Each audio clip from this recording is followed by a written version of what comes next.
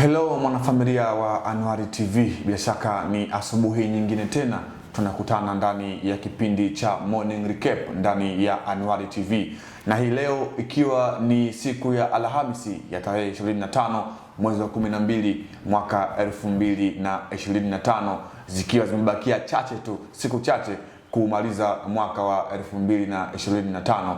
Hii leo ulimwenguni kote Wakristo wote wanasherehekea sikukuu ya kuzaliwa kwa Bwana Yesu Kristo, ambapo kila mwaka inaadhimishwa sikukuu kama hii. Nikuambie tu kwamba Merry Christmas wewe ambaye mtazamaji wa Anwari TV. Leo katika kipindi cha Morning Recap tumekuandalia mengi mtazamaji, ikiwemo tutakwenda kuangazia juu ya kile ambacho salamu za Mheshimiwa Rais wa Jamhuri ya Muungano wa Tanzania kwa Mama Samia Suluhu Hassan jana alitoa salamu za Christmas kwa waumini wote wa dini ya Kikristo. Lakini pia tutakwenda kuangalia ajali ambayo imetokea huko katika mkoa wa Kilimanjaro, katika mlima Kilimanjaro, ambapo helikopta moja inadaiwa kuanguka na kuwa watu 5 huko katika mkoa wa Kilimanjaro. Lakini pia tutakwenda kuangalia taarifa nyingine ambapo Mwigulu Nchemba, ambaye huyu ni Mheshimiwa Waziri Mkuu wa Jamhuri ya Muungano wa Tanzania, jana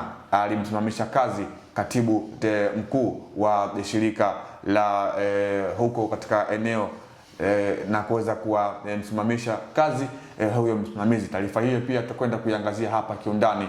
Humu ndani siko peke yangu, niko na mwanadada Theresia Muhozi ambaye tutakuwa naye mwanzo mpaka tamati mwa kipindi hichi hii leo. Naitwa Leopard John, nikwambie tu karibu ndani ya Morning Recap. Theresia Muhozi, habari ya asubuhi? Salama kabisa. Heri utokako? Bwana, kwangu mimi ni shwari tu na heri ya sikukuu ya Christmas. Na kwako pia bila shaka hali ni nzuri. Pengine umeshapata mwaliko au bado? Mwaliko. Mwaliko mimi mwenyewe lazima nijialike kwanza. Lakini Leopard, hivi umefikiria wewe umepata mwaliko? Yeah, of course. Vipi kuhusu watoto yatima? Watoto yatima. Unafahamu watakula wapi? Yeah, ni kitu kizuri ambacho nimekiwaza Theresia Muhozi, na wale ambao wamekuwa wakijiandaa kusherehekea peke yao pasipo yale makundi maalum ambayo yamekuwa yanahitaji kama huu, na wao pia wajione ni sehemu ya watu ambao tunataka kusherehekea sikukuu kama hii. Unatoka na familia yako kwenda kusherehekea na wale watoto ambao hawana familia. Na ni kitu kizuri pia. Bwana, leo tumewaandalia watazamaji taarifa mbalimbali. Na hii leo bila shaka tunaanzia wapi Theresia Muhozi? Bila shaka tuanzie kwenye salamu alizotoa Mheshimiwa Rais. Twende. Mheshimiwa Rais ameandika katika ukurasa wake wa Instagram akisema kwamba nawatakia heri ya sikukuu ya Christmas Wakristo wote Tanzania, mnaposafiri na kujumuika na ndugu zenu, jamaa na marafiki katika eneo mbalimbali ya nchi yetu kusherekea na kufurahia kwa upendo kuzaliwa kwa Yesu Kristo. Tukumbushwe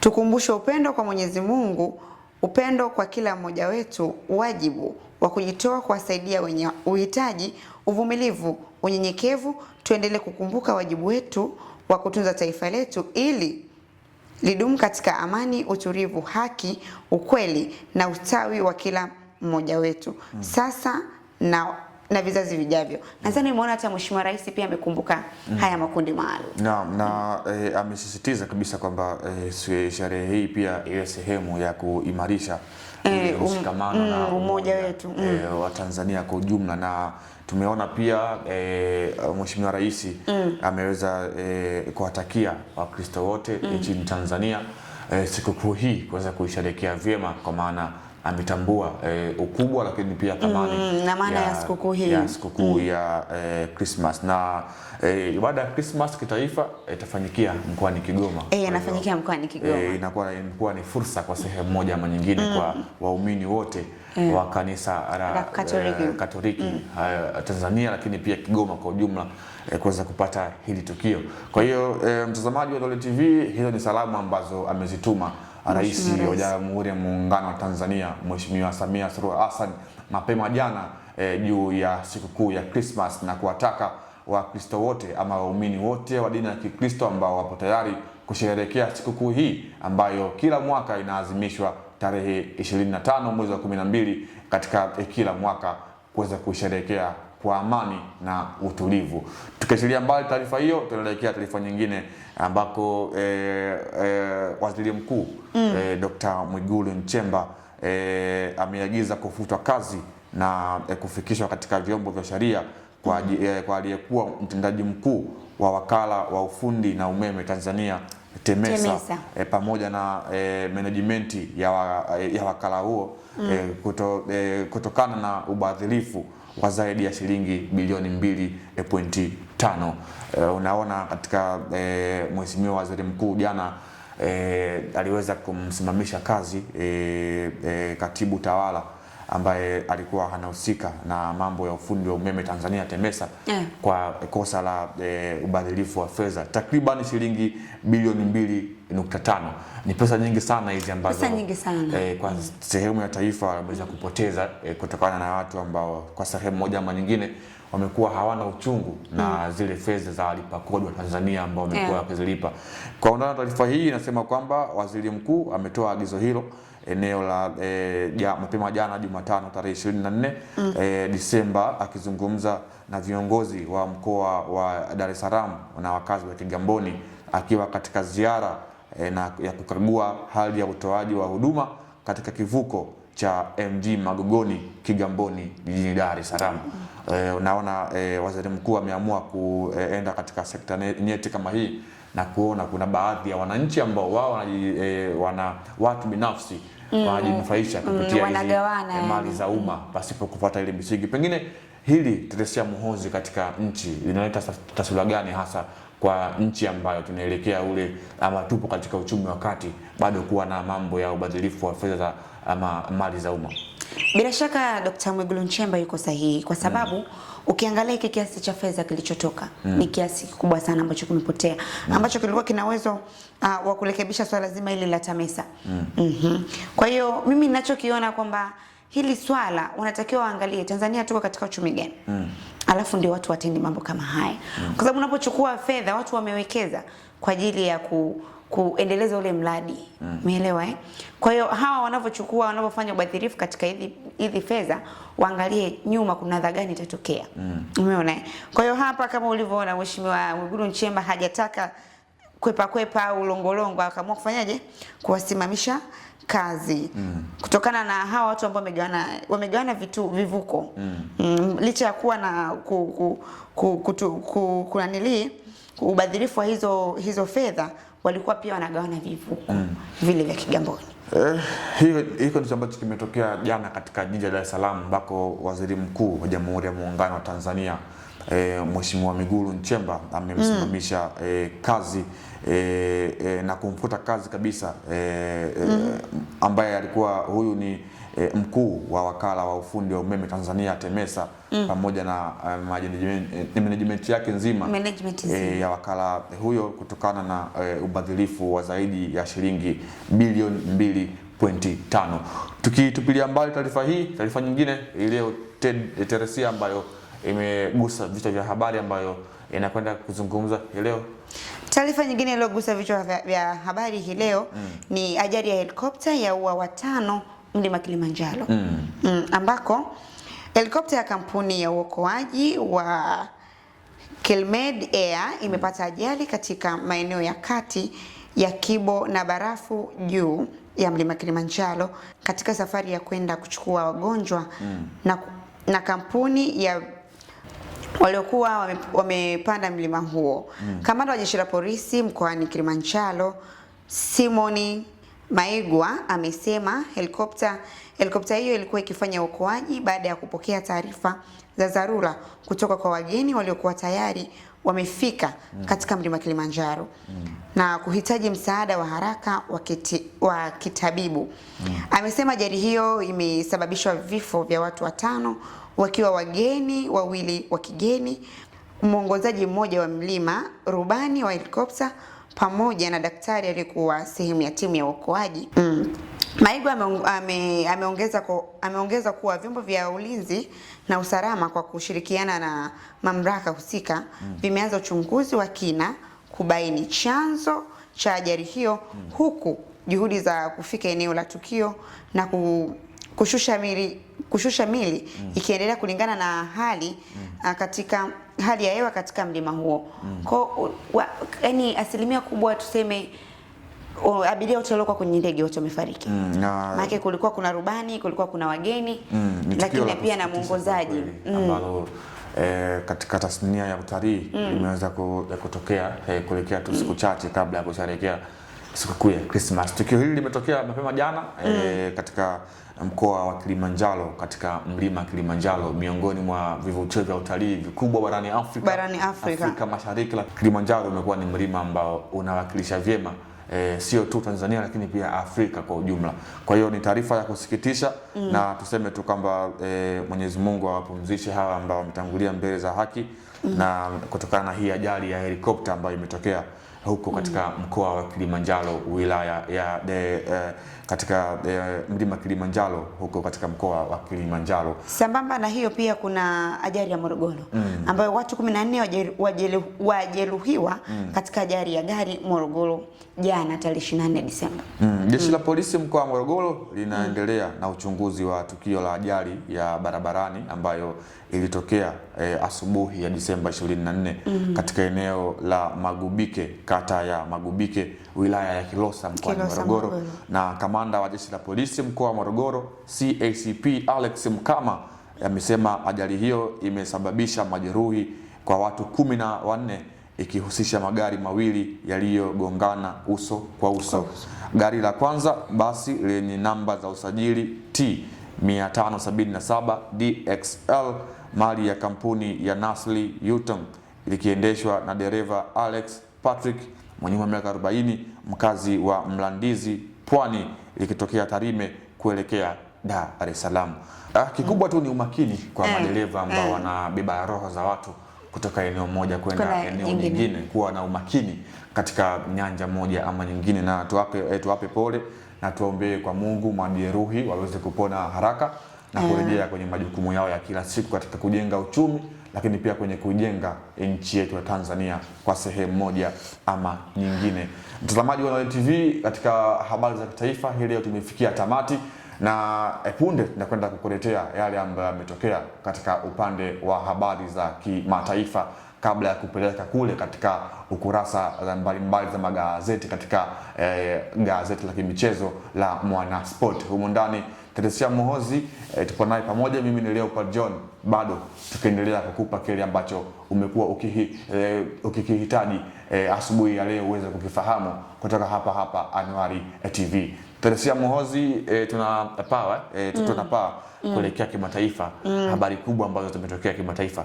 Leo tunaanzia wapi? Kimataifa ni kule Burkina Faso ambako mtawala wa kijeshi wa Burkina Faso Captain Ibrahim Traore amekuwa mwenyekiti mpya wa muungano wa nchi za Sahel AES.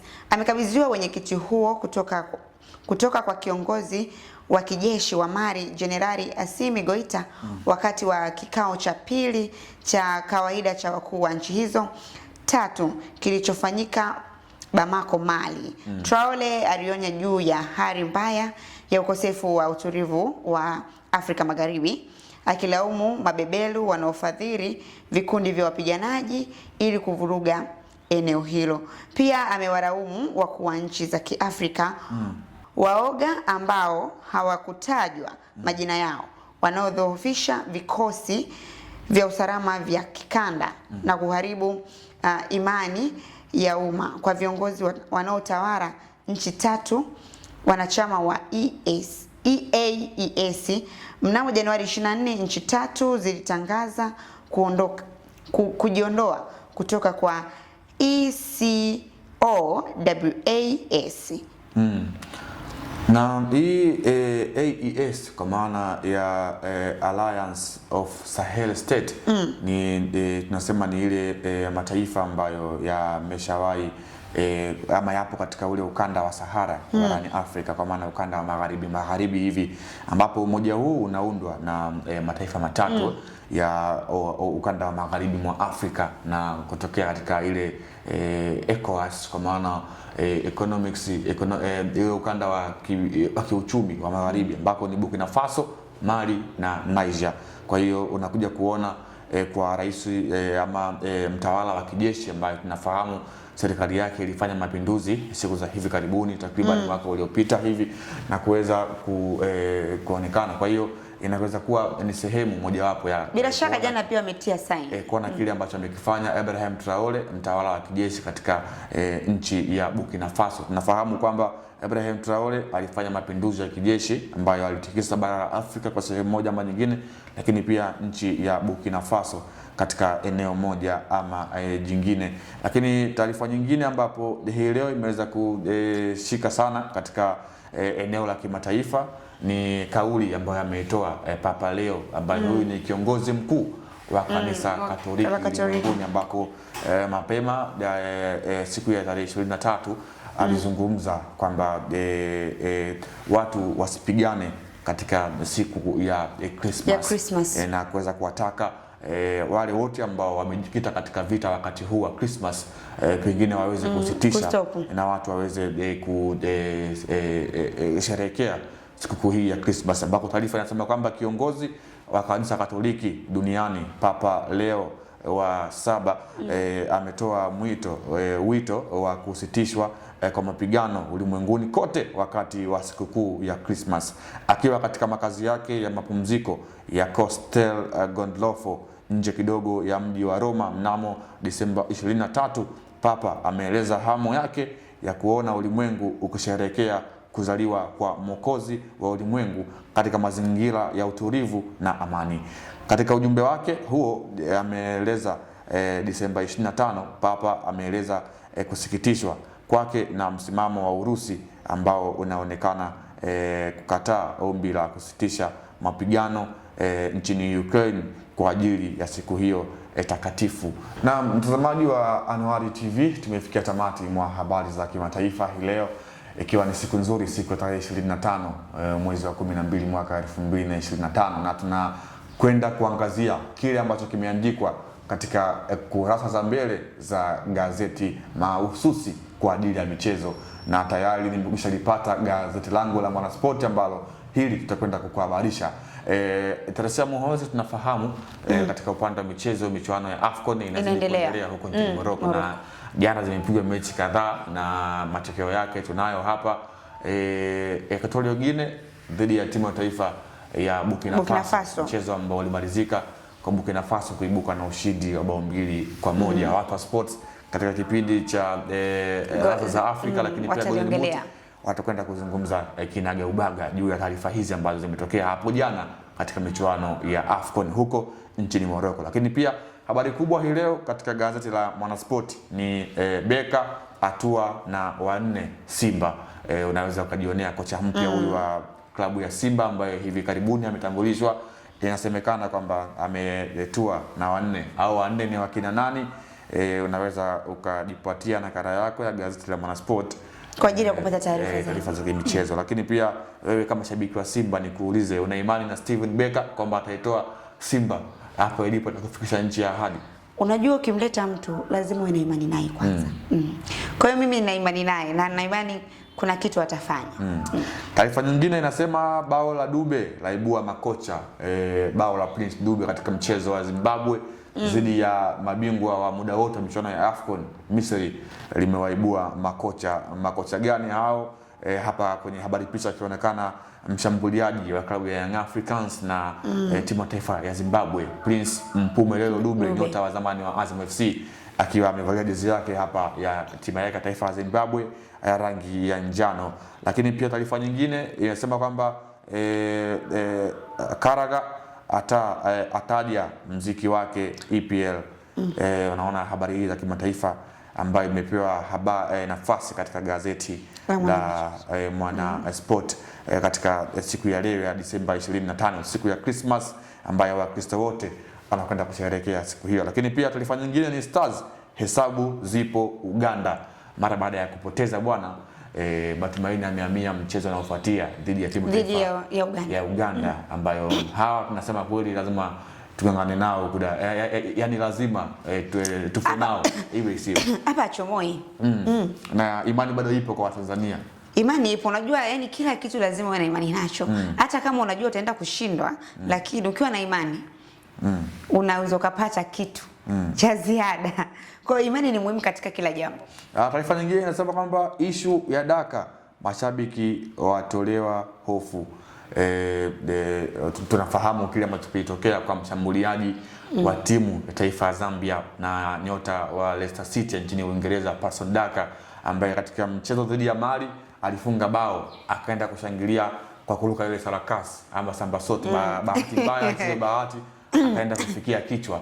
Sasa hii leo taarifa imetoka kwamba Patson Daka huenda akarejea kwenye kikosi hiko cha Chipolopolo risasi ya shaba Zambia, mabingwa mchuano ya AFCON mwaka 2012 ambao watashuka dimbani siku za hivi karibuni katika michuano ya AFCON. Mimi nimehitimisha hivyo katika gazeti la Mwanaspoti hii leo, gazeti mahususi kwa habari za kimichezo. Bila shaka neno lako kwa kuambia wanaopenda kusherehekea sikukuu ya Christmas hii leo, kabla ya kwenda kuaga watazamaji wetu katika morning recap kwa siku ya leo, siku nzuri kabisa ya Alhamisi. Bila shaka ni kuwatakia tu amani iendelee katika nchi yetu. Leo tunaenda wapi? Leo nyumbani tu. Nyumbani. Leo ni siku ya kutulia na familia, kuenjoy, Bwana Leopard. Sio siku ya kurukaruka, ya Mungu mengi. Na basi nikushukuru sana. Asante. Ni muda sahihi sasa kwenda, wale ambao wanakwenda kanisani, wale ambao wanafanya maandalizi waelekee huko.